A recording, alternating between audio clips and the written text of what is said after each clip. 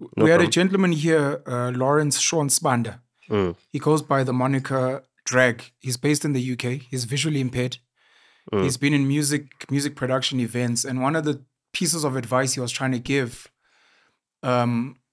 was South African artists need to travel overseas.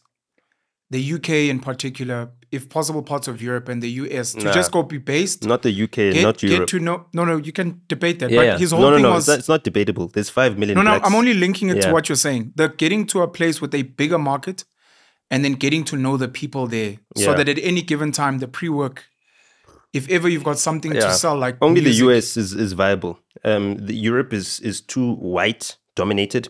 The black population in the UK is 5 million. So out of 67 million people, there's only 5 million blacks there. So it's limited in that regard. It's too limited. Okay. You know what I mean? You have to appeal to white people. Whereas in America, they've got almost 40 million African Americans. You can create a base out of, those people. Here we've got how many million? We've got over 50 million non-whites. Sure. So you have to assimilate to black culture. Even if you're a white business person or a white entrepreneur, your customer base is black. You have to sell products to black people. Yeah, we see it in the marketing.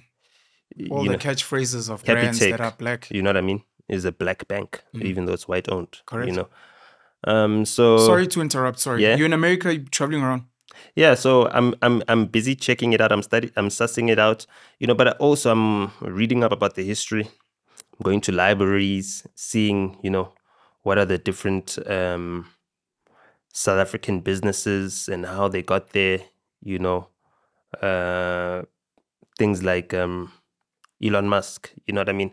Elon Musk's partner as the PayPal mafia, I said this I think in the previous episode that we recorded, is Roelof Botha, P.W. Botha's son. So,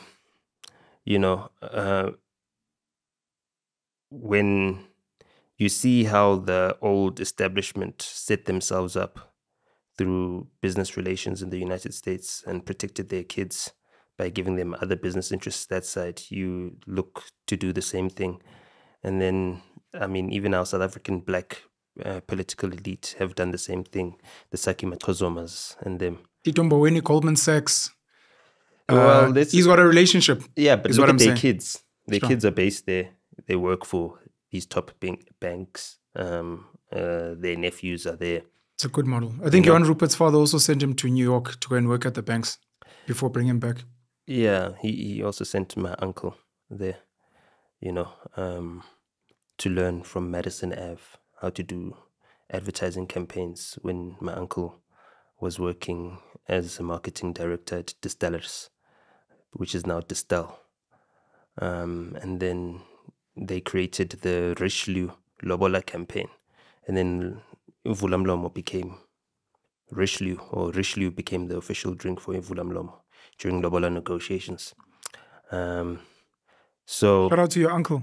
Well, I don't know if that's a good thing, but yeah, shout out for the impact. Shout out. Yeah, he's one of those mavericks. I grew up reading his manuals and his marketing books and stuff like that. So can you say his name? Since you've already created the link, so that people don't have to Google search. Okay, keep it going. Ernest Records. So that's his name.